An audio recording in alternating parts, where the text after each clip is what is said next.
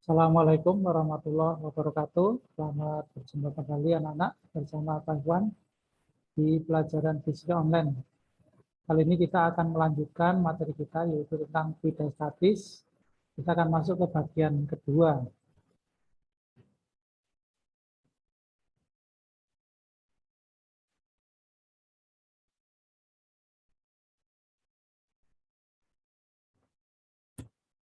Pada bagian kedua ini kita akan pelajari tentang tegangan permukaan zat cair, kemudian kapilaritas, lalu gaya gesek pada fluida dan kecepatan terminal. Baik, kita akan mulai dari yang pertama, yaitu tentang tegangan permukaan dari zat cair. Jadi tegangan permukaan ini adalah gejala adanya lapisan di setiap permukaan zat cair yang menjadi bidang batas antara zat cair dengan lingkungan. Contohnya ya, kalau nyamuk hinggap di permukaan air, itu dia bisa tidak tenggelam. Kemudian kalau kita punya pisau silet, itu kalau kita letakkan pelan-pelan di permukaan air, maka dia juga akan terapung. Ini kan sebetulnya menyalahi prinsip Archimedes ya. Tetapi karena ada lapisan di permukaan zat cair tadi, maka ini bisa menyebabkan pisau silet itu bisa tidak tenggelam. Nah, ini terjadinya adalah adanya gaya tarik-menarik antara molekul-molekul zat cair di permukaan yang arahnya menuju ke dalam zat cair. Jadi saya tunjukkan di sini. Jadi ini A sama B. A itu adalah molekul-molekul yang ada di permukaan. Ya, kemudian B ini contoh molekul-molekul yang ada di bawah permukaan. Nah, kalau molekul di bawah permukaan, maka setiap molekul itu akan ditarik oleh molekul di sekitarnya. Karena di sekitarnya itu posisinya di segala arah, maka resultan gaya tarik antara molekul yang tengah dengan yang sekelilingnya ini akhirnya menjadi nol ya, karena yang ke kiri ditarik ke kanan, yang ke kanan dibalas dengan tarikan ke kiri, yang ke atas dibalas dengan tarikan ke bawah, sehingga besarnya sama semua, sehingga resultan gayanya nol. Tapi beda dengan molekul yang ada di permukaan. Ketika molekul di permukaan itu, dia akan mengalami tarikan oleh molekul di sampingnya, kiri kanan, depan belakang, lalu dengan bawah. Nah, karena yang atas itu sudah tidak ada molekul zat cairnya, maka resultan gaya kohesinya ini arahnya menuju ke bawah. Nah, itu terjadi untuk semua molekul yang ada di permukaan. Sehingga molekul di permukaan itu mempunyai daya tarik yang arahnya ke bawah.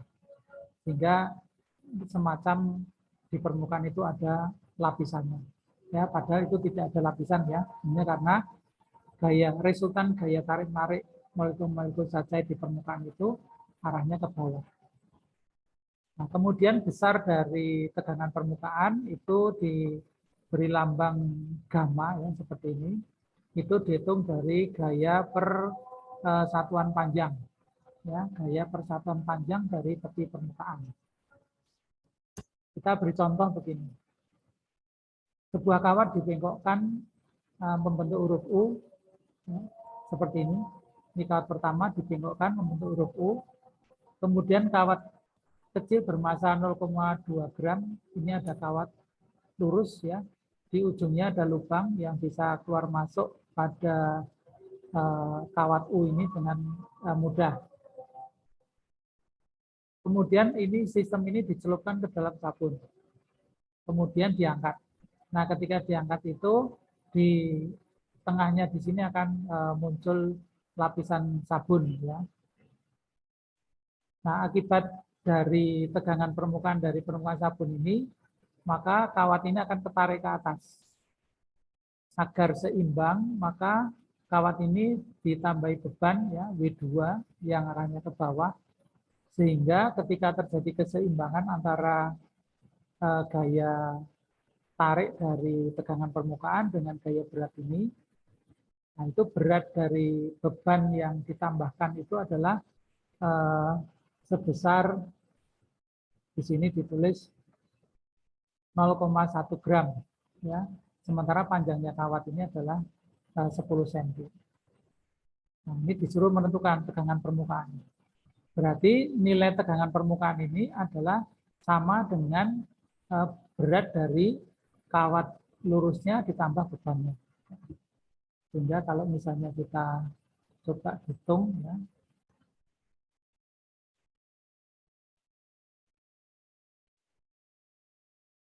pakai kuning saja di sini ya. Oke, jadi oh, ternyata ini nggak kelihatan ya, di situ pakai merah. Ya, ini W yang di sini itu adalah berat dari apa? Kawatnya itu yaitu 0,2 gram. Kemudian W2-nya ini adalah 0,1 gram. Ya, ini masanya. Anggap saja kalau tidak disebut percepatan gravitasinya adalah 10 meter per sekon kuadrat. Nah, ini terjadi keseimbangan antara dua berat yang arah ke bawah ini dengan gaya tarik dari tegangan permukaan. Ya, berarti di sini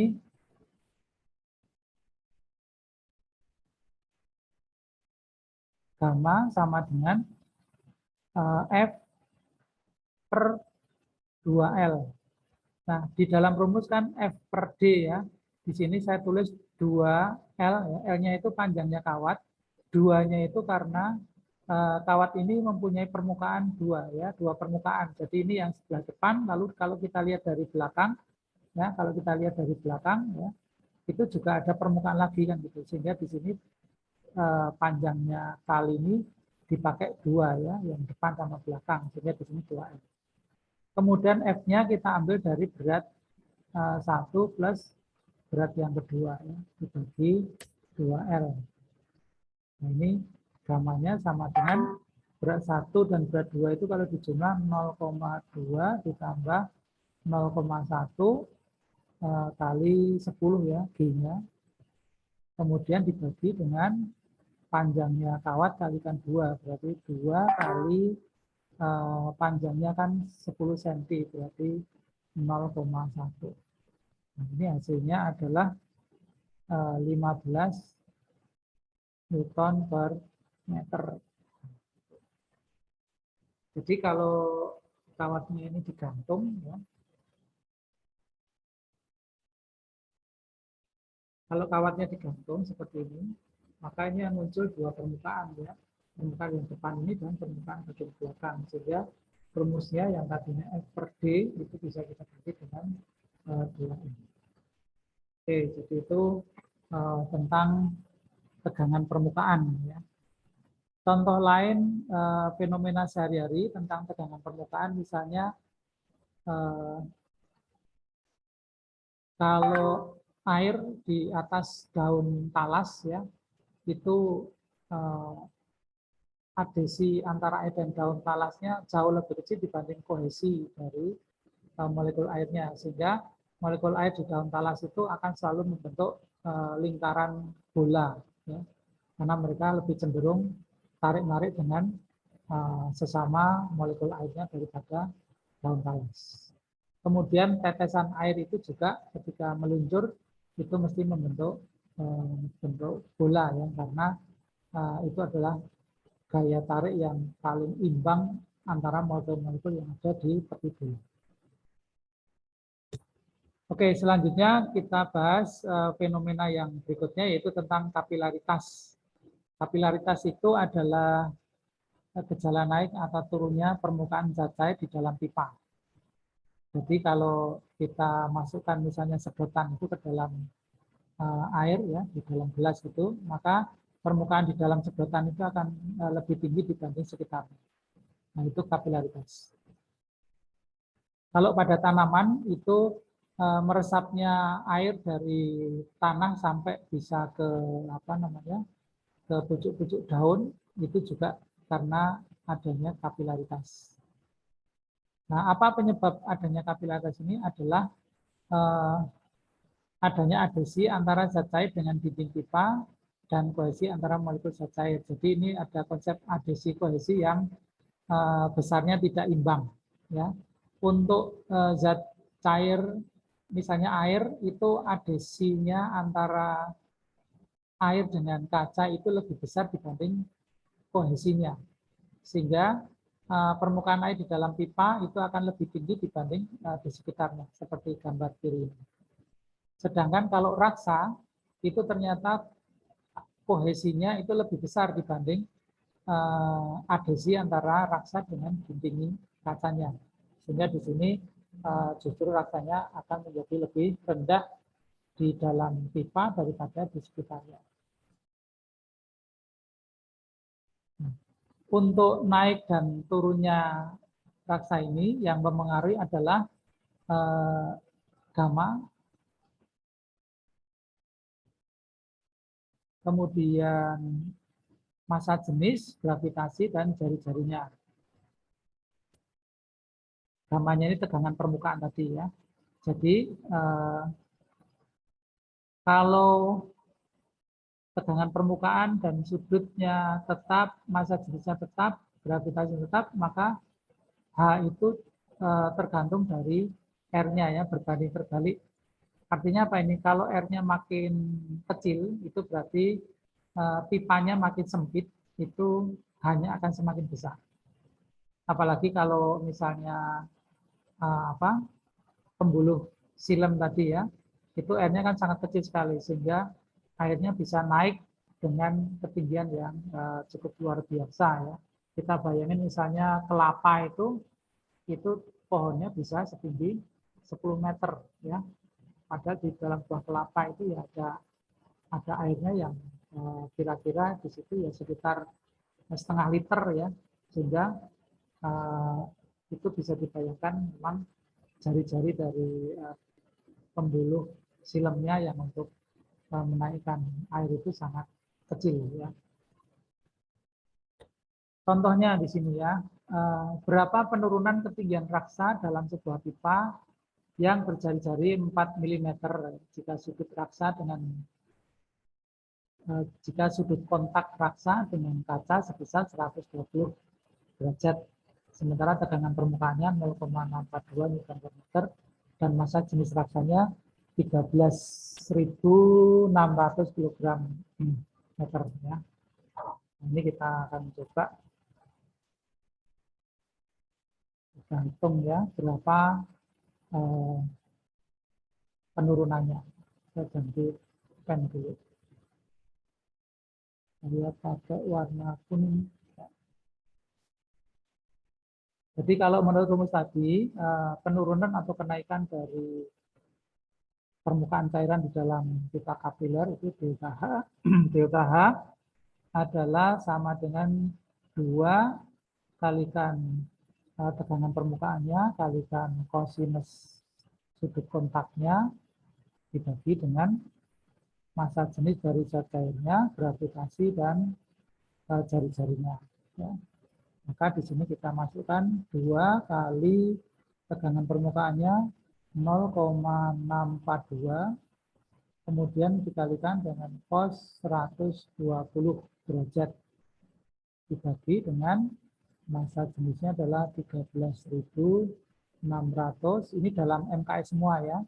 Kemudian gravitasinya kali 10 dan jari-jarinya adalah 4 mm, berarti 4 kali 10 pangkat min 3. Ini kosinus 120 itu minus ya. Maka nilai totalnya di sini adalah minus 1,2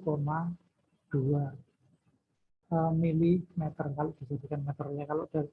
Kalau dijadikan milimeter, kalau dalam meter ini 10 pangkat min 3. Ya, jadi ini tanda negatif ya. Ini menunjukkan penurunan dari permukaan yang di dalam pipa kapiler.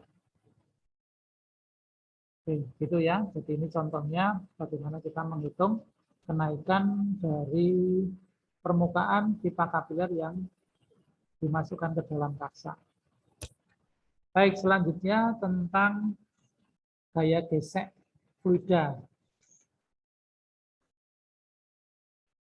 Koefisien viskositas itu adalah besaran yang menyatakan besarnya gaya gesek yang dialami sebuah benda yang bergerak dalam fluida dengan kecepatan V. Jadi satuan koefisien viskositasnya adalah Newton sekon per meter persegi atau Pascal kali sekon. Jadi tekanan kalikan waktu. Nah ini lambang dari koefisien kekentalan ini seperti ini ya. Dibaca nu ini ya. Nu sama dengan Fs per 6 pi Rp. Kalau rumus ini kita ubah seperti yang di sini. Ini adalah hukum Stokes ya. Menjelaskan bahwa apabila sebuah benda atau partikel melaju dalam suatu fluida, maka benda itu akan mendapat perlawanan berupa gaya hambat. Besar gaya hambat yang dialami partikel dalam fluida adalah Fs sama dengan 6 pi R nu P. Ya, P-nya ini kecepatan dari benda yang bergerak itu ya. P-nya kecepatan. Berarti di sini gaya geseknya itu kalau yang besaran lain sudah nggak bisa diubah, ya berarti tergantung dari kecepatan. Makin cepat benda itu bergerak, maka gaya geseknya semakin besar. Jadi ini sebagai contoh ya, kalau misalnya ada penerjun namanya skydiving ya, jadi orang yang berakrobat di udara. Nah itu ketika orang itu awal loncat dari pesawatnya, itu percepatan gravitasinya akan bekerja sehingga makin turun dia akan makin cepat. Tetapi juga pada saat dia bergerak itu di situ ada gaya gesek dengan udara. Nah, semakin cepat dia bergerak, maka gaya geseknya juga akan semakin besar.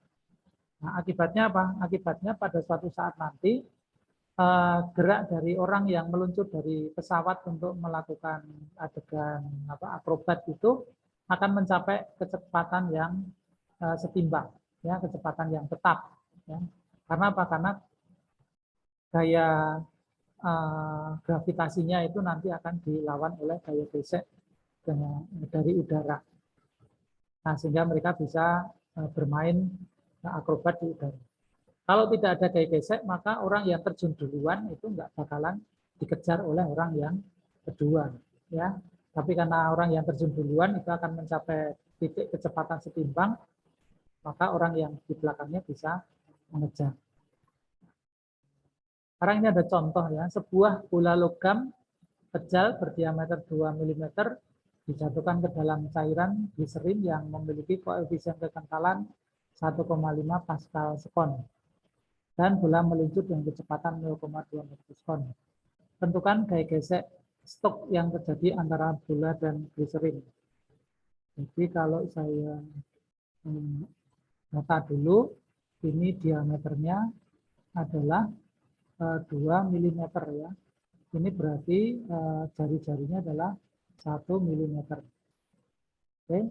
Kemudian koefisien kekentalannya itu tadi nu-nya adalah 1,5 Pascal sekon. Ya. Dan bola meluncur dengan kecepatan 0,2. Ini P-nya adalah 0,2 meter per sekon. Tentukan gaya gesek Stokes yang terjadi antara bola dan gliserin.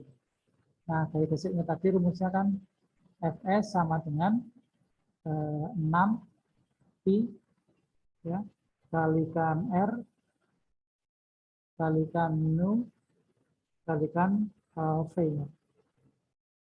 Nah, kita masukkan datanya. 6 pi-nya itu bisa kita ambil 3,14. Kemudian R-nya diketahui 1 mili, berarti 10 pangkat min 3 meter. Ya. Lalu koefisien gesekan atau kekentalannya adalah 1,5 Pascal sekon, lalu kecepatannya adalah 0,2. Nah, ini kalau kita hitung, hasilnya adalah 5,65 kali 10 pangkat min 3 Newton. Ya. Jadi ini gaya geseknya yang terjadi pada bola yang berdiameter 2 mm tadi dijatuhkan dalam cairan gliserin. Tinggal masukkan aja data-datanya di sini. Nah, kemudian seperti tadi saya sampaikan bahwa benda yang dimasukkan ke dalam fluida itu pada awalnya akan bergerak makin cepat ya, tetapi setelah mencapai kecepatan tertentu dia akan berkecepatan konstan. Nah, faktor yang mempengaruhi kecepatan dari benda yang dicelupkan ke dalam fluida itu ini ada gravitasi, lalu jari-jarinya, kekentalannya, dan perbedaan massa jenis dari benda dengan zat cairnya. Di V sama dengan 2 GR kuadrat per 9 Nu kali rho benda dikurangi rho zat cairnya. Contohnya di sini, sebuah bola besi dengan massa jenis 7,8 gram per cm berjari-jari 0,2 mm dan diluncurkan ke dalam larutan alkohol, mengalami gaya gesek sebesar 2,83 kali 10 pangkat min 5 Newton. Jika koefisien viskositas alkohol itu 1,2 kali 10 pangkat min 5 kg per meter sekon, hitunglah kecepatan terminal bola tersebut. Di rumus kecepatan terminalnya kita bisa juga menggunakan gaya gesek tadi ya, bahwa di dalam perhitungan ini kita tulis dulu ya, kita tulis dulu datanya. Ini massa jenis B-nya ya, itu adalah 7,8 gram per cm kubik, kurang kubiknya. Kemudian jari-jarinya adalah 2,5 mm sama dengan 2,5 kali 10 pangkat min 3 meter. Kemudian mengalami gesekan, berarti mengalami gesek 2,83 kali 10 pangkat min 5 Newton. Kemudian koefisien viskositasnya ini adalah 1,2 kali 10 pangkat min 5 kg per meter sekon. Yang ditanyakan adalah P-nya. Kalau datanya ini, maka kita akan lebih mudah menggunakan rumus yang gaya gesek tadi, yaitu Fs sama dengan 6pi, kemudian R dikalikan Nu kalikan V. Nah, lalu kita ubah aja ini V-nya sama dengan Fs dibagi dengan 6pi R dan Nu. Gitu. Kita masukkan datanya, F-nya adalah 2,83 kali 10 pangkat minus 5, terus dibagi 6 kali I-nya 3,14, kali R-nya tadi 2 kali 10 pangkat min 3, kemudian kali Nu-nya 1,2 kali 10 pangkat min 5. Jadi surat ya. Surat ini. Lalu dilakukan perhitungan, maka diperoleh kecepatannya adalah 50 meter per sekon.